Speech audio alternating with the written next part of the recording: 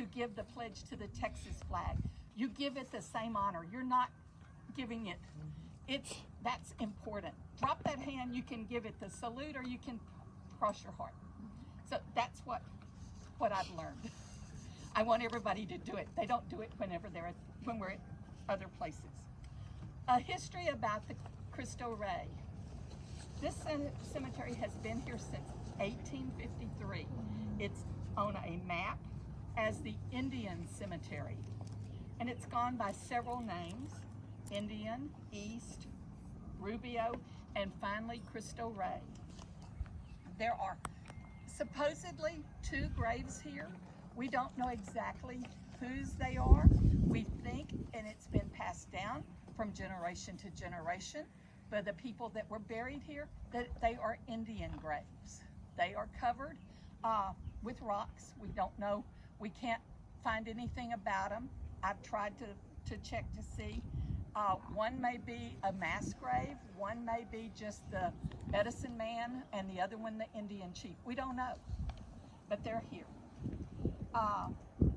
The land on the cemetery, it was given by the Cabrera family, who originally got the land grant, a labor of land east of the Presidio in 1832, and by the government of Mexico. Manuel Cabrera was the grandson of one of the 15 families that came from the Canary Islands to San Antonio in 1731. He was Spanish and later became a Mexican soldier and a guard here at the Presidio. The name Cristo Rey was suggested by a Catholic nun from Houston to Estella, and she suggested Christ the King, so Cristo Rey. And this is the name the county has chosen to keep for this cemetery. In 2018, the county began keeping up the cemetery while the Cristo Rey Cemetery Association was still operating and selling their plots. Then in 2022, Estella asked me and asked Kenneth if we would take over, and I said, I can't without the judge's approval. Kenneth pushed, and finally I said, okay, we'll go talk. If you go with me, we'll go talk to the judge. So that's how I became involved. And I thank Kenneth every day for what he does out here. He and his men are who keep it up. I just come tell people they can't be buried there. You can be buried over here. We had a sonar company come in from Houston that went over the graves. We found 27 that were unknowns, and you will see there's 6 graves right here in the center when you drive in. We have no idea who or when they were buried, but there's a likelihood there's somebody there, so we will never place anybody there. There are many veterans buried here in Cristo Rey. One of the tombstones is Carlos Lazos, and he has a 3rd great-granddaughter here, I think, today. Is that right, Connie?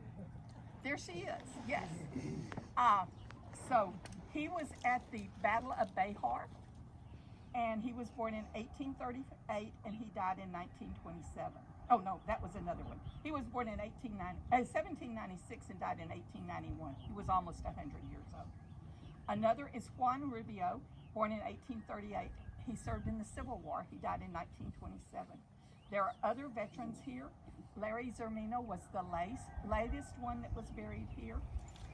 There are 7 members of William Zermino family buried here, and they died in a car wreck off the causeway in Port Lavaca in 1942 during a hurricane.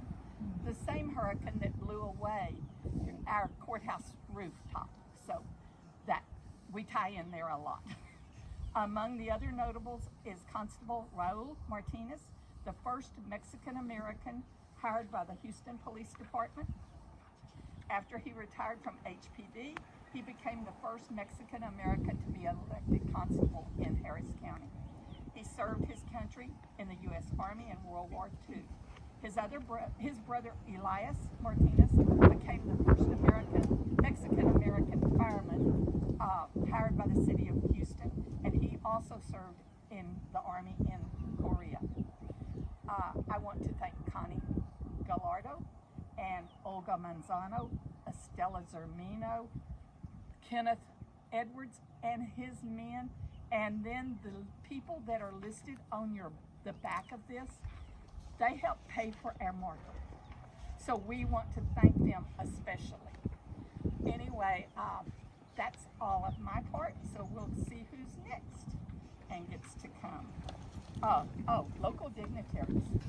We have 2